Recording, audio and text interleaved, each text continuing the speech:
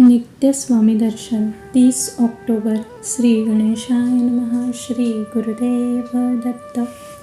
स्वामी समर्थांच्या नामस्मरणाचे दृश्य फलित काय, तर प्राणघातक संकटे आणि अनंत प्रकारची विघ्ने आपोआप नष्ट होतात.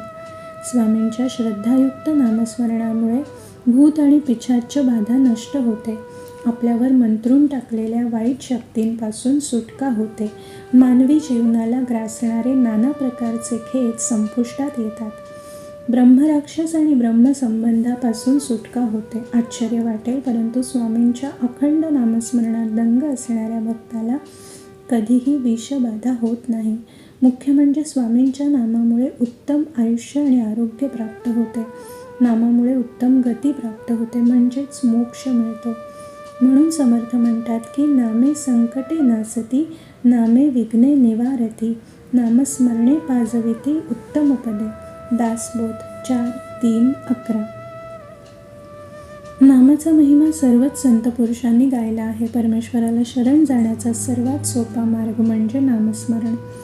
स्वामी नाम मनात घुमू लागले की आयुष्याला कैवल्य अर्थ प्राप्त होतो. नामाने तर वाल्या कोळ्याचा विलक्षण प्रज्ञावान वाल्मिकी ऋषी झाला. भगवंताच्या नामामुळे महापापी अजामेळ पावन झाला. रामनामाने दगडी शिळा समुद्रात तरल्या आणि सेतुबंध निर्माण झाला. असंख्य भक्तांचा उद्धार एका नामामुळे झाला. म्हणून माझ्या प्राणप्रिय स्वामी भक्तांनो, मी तुम्हाला पुन्हा पुन्हा सांगतो की स्वामींचे नाम तुमच्या मुखात सदैव असू दे. नाम आपल्या मनात स्वामींचे रूप प्रकट करते. नामाला जातीभेद, पंथभेद, अभिप्रेत नाही. नाम कुणीही केव्हाही घेऊ शकतो. चहुवर्णा नामाधिकारी, नामी नाही लहान थोर. जड मूड पैल तिरी, पावती नामे. दासबोध 4:3-24. चारही वर्णांना स्वामींच्या नामस्मरणाचा अधिकार आहे. लहान थोर हा भेद नामाला ठाऊकच नाही. अडाणी आणि अज्ञानी माणूस सुद्धा नामाने तरला जातो. म्हणून नामस्मरणाची ही तिसरी पायरी तुम्हाला कथन केली.